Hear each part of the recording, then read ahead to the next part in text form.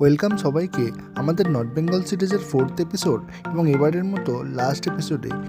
এই ভিডিওতে আপনারা দেখতে পাবেন আমরা শিলারিগাঁও থেকে চেক আউট করে আর কোথায় কোথায় ঘুরলাম আর কীভাবে শিলিগুড়ি থেকে কলকাতা বাড়িতে গেলাম। তো ভিডিওটি পুরোপুরি দেখবেন আর জানাবেন আপনাদের ওভারঅল সিরিজটি কেমন লাগলো। ওয়েলকাম সবাইকে আমাদের নর্থ বেঙ্গল সিরিজের নতুন একটা এপিসোড নিয়ে। আর আজকে আমরা আছি শিলারিগাঁওতে আজকে আমাদের লাস্ট দিন। আমাদের নর্থ বেঙ্গল সিরিজের লাস্ট এপিসোডে আপনারা দেখতে পাবেন আমরা কিভাবে শিলিগুড়ি থেকে কলকাতা ফিরি এবং আজকে আমাদের ট্রিপ প্ল্যান অনুযায়ী আমরা কালিম্পং সিটিতে কিছু কেনাকাটা করব আর ডেলো পার্ক ঘুরবো। এবারে আমরা 3 দিন এসে নর্থ বেঙ্গলে ছিলাম এবং 3টে ডিফারেন্ট লোকেশনে ছিলাম এবং প্রত্যেকবারে একটুর জন্য হলেও আমরা কাঞ্চনজঙ্ঘা দর্শন পেয়েছি। তাই শিলারিগাঁওতে এসেও তার নড়চড় হলো না এবং মেঘের ফাঁক দিয়ে সকালবেলা উঠে আমরা কাঞ্চনজঙ্ঘা দর্শন পেয়েই গেলাম।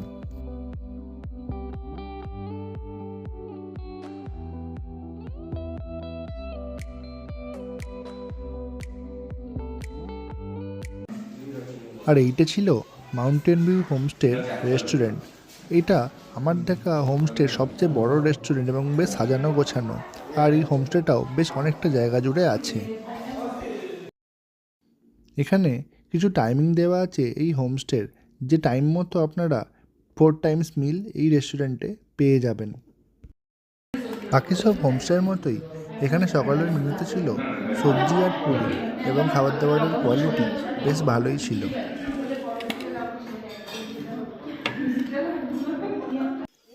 ফাইনালি আমরা চেক আউট করছি আমাদের হোটেল থেকে। এই ছিল আমাদের মাউন্টেন ভিউ হোমস্টে শিলারিগাঁওতে, হাইলি রেকমেন্ডেড। এই ছিল আমাদের রুম নাম্বার 2। আর আরেকটা রুম আমাদের ছিল পাশেই, রুম নাম্বার 3। এখানকার খাওয়া দাওয়া, আতিথেয়তা আর পরিবেশ অবভিয়াসলি আপনাদের জন্য রেকমেন্ডেড রইল। শিলারিগাঁও আমাদের হোমস্টে থেকে আমরা চেক আউট করে চলেছি আজকে আমাদের পরের গন্তব্য কালিম্পংয়ের পথে, এবং তার আগে আমরা ঘুরে নেব ডেলো পার্ক, যেটা আমাদের সাইট সিনের মধ্যে ছিল।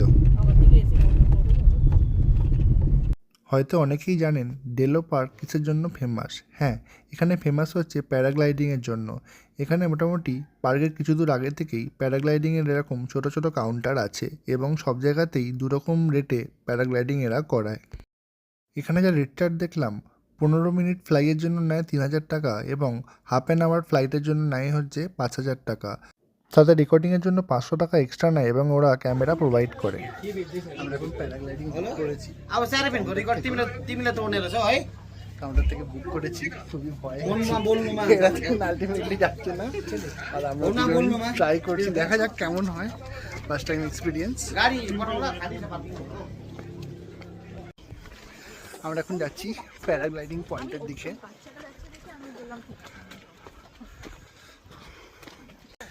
এসে গেছি ফাইনালি আমরা ডেলো পার্কে, যেখান থেকে প্যারাগ্লাইডিং শুরু হয়। ভীষণই এক্সাইটেড আর ভয়ও করছে।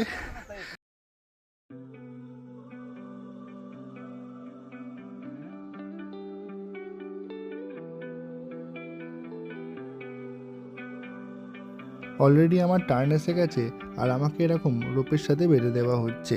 দেখে যা মনে হলো পুরোটাই ফুল সেফ, তো ভয়ের কোনো কারণ নেই। ডেলো পার্ক এলে একবার অন্তত অবশ্যই প্যারাগ্লাইডিং ট্রাই করুন যদি আপনাদের ইচ্ছে থাকে। আর ফাইনালি প্যারাশুটে করে উঠে গেলাম প্যারাগ্লাইডিং করার জন্য। এক অসাধারণ অভিজ্ঞতা ছিল এই ডেলো পার্কে এসে, যেটা কোনোদিন ভুলবো না। এখানে এলে তো অবশ্যই আমি আবার প্যারাগ্লাইডিং করবো। आगे चलिए, बैठिए।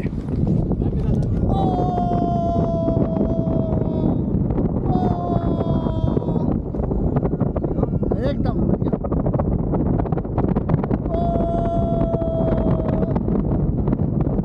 का मन था।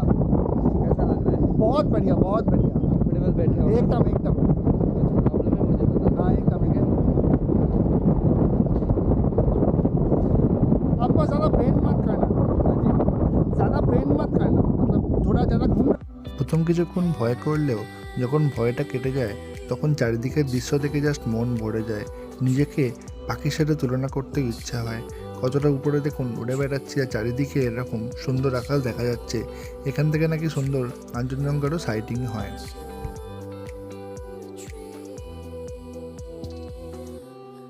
সেদিন খুব ভালো হাওয়া দিচ্ছিল, তাই আমার যে পাইলট ছিল সে অনেকটা রাউন্ড করিয়ে দেন আমাকে যেখান থেকে টেক অফ করিয়েছিল আবার সেখানেই ল্যান্ড করালো।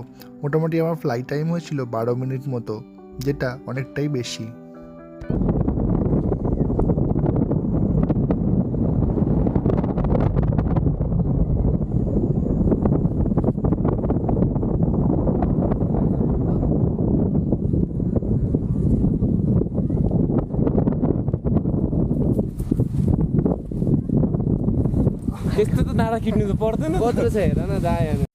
ডেলো পার্ক ঘুরে আমরা চলে এসেছিলাম কালিম্পংয়ের ক্লক টাওয়ারের ওখানে, যেখানে একজনের লোকালস অনুযায়ী ভালো রেস্টুরেন্ট ছিল গম্পুস। তো সেটা খুঁজতে খুঁজতেই আমরা চলে এসেছিলাম এখানে। এই যে এসে গেছি আমরা গম্পুস রেস্টুরেন্টের সামনে, এবং এখানে শুনলাম চাইনিজ খুব ভালো বানায় এরা।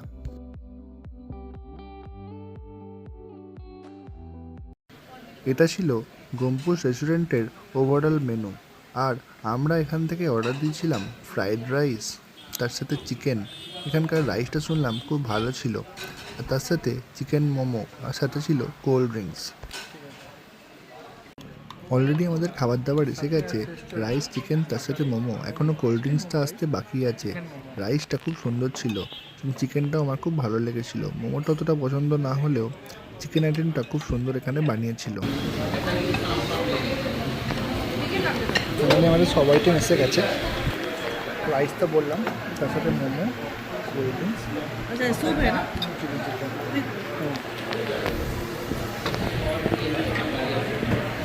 With chicken soup.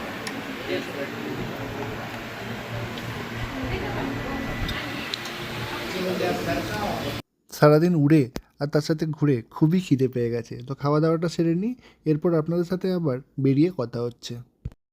অলরেডি আমরা কালিম্পং মার্কেট থেকে বেরিয়ে এসেছি গম্পুসে খাওয়া দাওয়া করে। আর এটা হলো কালিম্পংয়ের আউটস্কার্ট। দেখতেই পাচ্ছেন দূরে কত পাহাড়ের কোলে ঘরবাড়ি রয়েছে। এটা পুরোটাই কালিম্পং সিটির মধ্যেই পড়ে।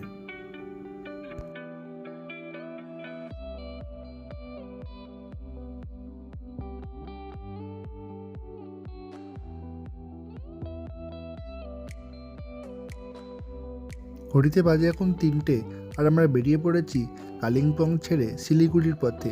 আজকে আমাদের শিলিগুড়ি থেকে কলকাতা যাওয়ার বাস আছে 7টার সময়, তো মোটামুটি আমাদের 6টার মধ্যে পৌঁছতে হবে তেঞ্জিং নর্গে বাস স্ট্যান্ডে, শিলিগুড়ি জাংশন বাস স্ট্যান্ডে, যেখান থেকে আমাদের বাস ছাড়বে 7টা নাগাদ। পাহাড়ে আসতে না যতটা আনন্দ লাগে, এখান থেকে ফিরে যাওয়ার সময় তার থেকে অনেকটা বেশি দুঃখ লাগে। এখানকার ওয়েদার, এখানকার পরিবেশ আর এখানকার লোকজন আপনাদের মনে এতটাই বসে যায় যে আর বাড়ি ফিরে যেতে ইচ্ছাই করে না, কিন্তু কিছু করার নেই, আবার এখানে আসার জন্য বাড়ি তো যেতেই হবে। আর যেহেতু আর কোনো প্ল্যান ছিল না, তাই আমরা সোজা এগিয়ে চলেছি শিলিগুড়ির পথে। আর সেবক রোড মোটামুটি ফাঁকাই ছিল আজকে আমাদের ফেরার পথে।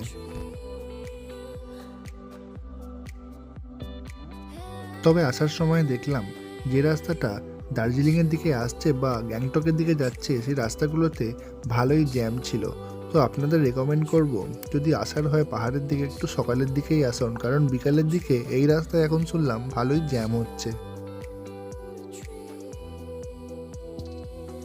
আমরা গেছিলাম মে মাসের শেষ দিকে, আর তখন তিস্তায় ভালোই জল ছিল, আর দেখতে পাচ্ছিলাম দূরে কিছুজন ছিপে করে মাছ ধরছে।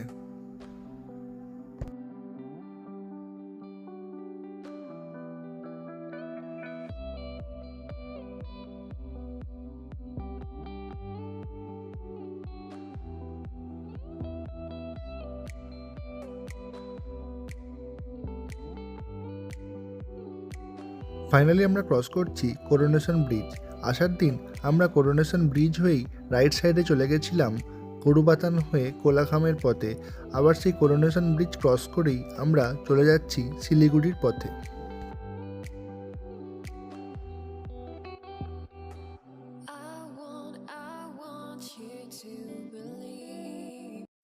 এসে গেছি আমরা আমাদের বাস স্ট্যান্ডে, এবং শিলিগুড়ি জাংশনের বাস স্ট্যান্ডেই এখন বাস দাঁড়াচ্ছে। এই আমাদের রায়পুর ক্রুজারের বাস, স্লিপার কোচ আমরা বুক করেছিলাম, যেহেতু ট্রেনের টিকিট পাইনি। বাসটা ছিল একদম নতুন, জাস্ট 1 মাস আগেই লঞ্চ করেছিল, আর বাসের নাম্বার ছিল 7500, যেটা শিলিগুড়ি থেকে 7টার সময় ছেড়ে পরদিন সকাল 7:30টায় পৌঁছে দেবে বলেছিল এয়ারপোর্টে।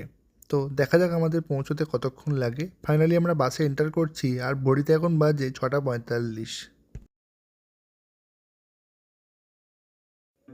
এই হলো এদের বেডের সেট আপ। একদিকে সিঙ্গেল আর একদিকে ডাবল আছে। আমরা নিয়েছিলাম একখানা ডাবল আর দুখানা সিঙ্গেল, আর এই 3টে সিট এরকম পাশাপাশি ছিল, আর একখানা সিট ছিল পিছন দিক করে, এটাই আমি ছিলাম। এসে গেছি আমি আমার সিটের কাছে। দেখতেই পাচ্ছেন আমার ব্যাগ রাখা রয়েছে, আর এখানে এরা প্রোভাইড করে একটা হেডফোন, তার সাথে এসির ফ্যান থাকে ওপরে, চার্জিং সকেট, আর দূরে এরকম টিভি লাগানো থাকে অ্যান্ড্রয়েড। এখানে কিছু চ্যানেলের সাবস্ক্রিপশানও করা থাকে এবং তার সাথে এরা দুখানা ব্ল্যাঙ্কেটও প্রোভাইড করে। বাস জার্নি এর আগে আমি করে নর্থ বেঙ্গলে এসেছি, বাট সেটা ছিল সিটার কোচ, পুশব্যাক সিট। এবারে প্রথমবার আমি স্লিপার কোচে যাব, আর তার এক্সপিরিয়েন্স আপনাদের সাথে শেয়ার করব। তো আমাদের বাস অলরেডি ছেড়ে দিয়েছে শিলিগুড়ি জাংশন বাস স্ট্যান্ড থেকে।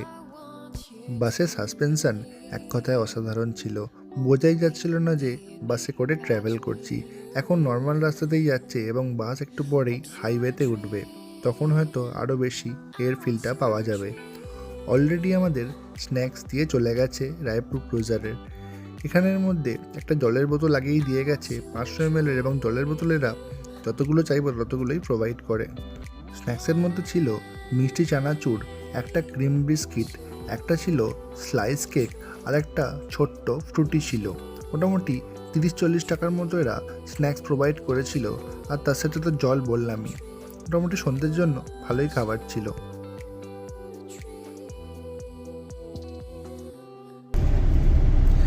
এখন অবধি ভালো এক্সপিরিয়েন্স, দেখতেই পাচ্ছেন বাস চলেছে, চারিদিকে আলোগুলো ডিম করে দিয়েছে, আর মুভি চলছে। কিছু কিছু মুভিতে সাবস্ক্রাইব করা আছে। এই বাসটা জাস্ট 1 মাস হলো লঞ্চ করেছে। খুব সুন্দর অ্যামেনিটিস, দুটো এসি ভেন আছে, এদিকে হয়তো লোক উঠবে। ঘড়িতে বাজে এখন 9:30, আর আমরা পৌঁছে গেছি ডালখোলা আজকে ডিনারের স্পেসে। আগে যেমন কোনো রেস্টুরেন্টে দাঁড়াতো, এখন অনেকগুলো বাস মিলিয়ে একটা ডিনার স্পট এরা বানিয়ে নিয়েছে নিজেদের মতো। এখানে সব রকম খাবার দাবারই পাওয়া যায়, তবে খাবার দাবারের কোয়ালিটি একটু এভারেজ। এই হলো এখানকার খাবার দাবারের মেনু।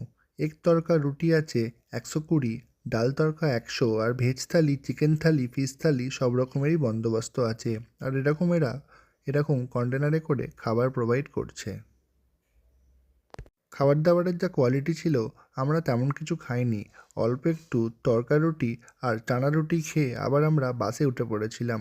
ডিনার করার জন্য এরা 20 মিনিট মতো টাইম দেয়, তারপর আবার সবাইকে ডেকে নিয়ে আবার বাস ছুটে চলেছে নিজের গতিতে, এবং এরকম পর্দা এখানে ফেলে দিয়ে আপনারা নিজের প্রাইভেট স্পেসে টাইম স্পেন্ড করতে পারবেন। এখন নর্থ বেঙ্গল যাওয়ার জন্য বারবার ইচ্ছা হলেও যেতে পারা যায় না। তার মেন কারণ হলো ট্রেনের টিকিট সবসময় অ্যাভেলেবেল থাকে না। তাই আপনাদের রেকমেন্ড করব, ট্রেনের টিকিট না পেলেও একবার অন্তত বাসে করে ঘুরে আসুন, আপনাদের খারাপ লাগবে না। করে দিলাম, টিভিগুলো এখানে খুব একটা ভালো হয় না। কোনো মুভি বা কিছু দেখতে গেলে অটোমেটিক্যালি ব্যাক হয়ে বন্ধ হয়ে যাচ্ছে বা নেটওয়ার্ক প্রবলেম হচ্ছে। জাস্ট বন্ধ করে দিলাম, একটু জানলার ধারে বসে আছি। বাইরে এখন পুরোপুরি অন্ধকার, গাড়ি চলছে। জানলার ধারে যে আলোগুলো ছিল এখন বন্ধ করে দিয়েছে, এখন জাস্ট গাড়ি চলছে।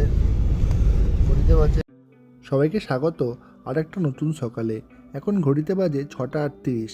একটু আগে আমরা ঘুম থেকে উঠেছি, আর গাড়ি দাঁড়িয়েছিল কৃষ্ণনগরে ফ্রেশ হওয়ার জন্য। তো গাড়ি চলছে 2 ঘন্টা লেটে, যেহেতু আমরা এখন 6:30 বাজে কৃষ্ণনগর ক্রস করলাম, তো আমাদের এয়ারপোর্ট পৌঁছতে 8:30 তো বেজেই যাবে। তো ওয়েট করি কতক্ষণ আমরা পৌঁছাই। নর্থ বেঙ্গল থেকে কলকাতার রাস্তা একটু হলেও ভালো, বাট কিছু জায়গায় খানাখন্দ ছিল, তাই রাত্রে অনেকবারই ঘুম ভেঙেছিল। বাট ওভারঅল বাসের এক্সপিরিয়েন্স ভালো। ট্রেনে যদি টিকিট না পাওয়া যায়, আপনারা অবশ্যই বাসে একবার ট্রাই করে দেখতে পারেন, আপনাদের খারাপ লাগবে না। শুধু বাসের খাবার দাবার কোয়ালিটি একটু ইমপ্রুভ করলেই হয়তো বাস জার্নিটা আরও বেশি সুন্দর আর মোলায়েম হয়ে যাবে।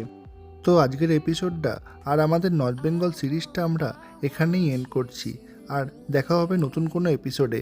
আমরা মোটামুটি 8:30 নাগাদ পৌঁছেছিলাম এয়ারপোর্ট, 8:41 বেজে গেছিলো, আর সেখান থেকে ক্যাব ধরে আমাদের বাড়িতে পৌঁছতে সময় লেগেছিল ওই 10টা নাগাদ। আমাদের এই এপিসোডটি আর এই নর্থ বেঙ্গল সিরিজের বাকি এপিসোডগুলো আপনাদের কেমন লাগলো জানাতে নিশ্চয়ই ভুলবেন না। আর দেখা হচ্ছে খুব তাড়াতাড়ি আর একখানা নতুন কোনো এপিসোড নিয়ে আর নতুন কোনো গন্তব্য নিয়ে। ততক্ষণ ভালো থাকবেন, ততক্ষণের জন্য টাটা।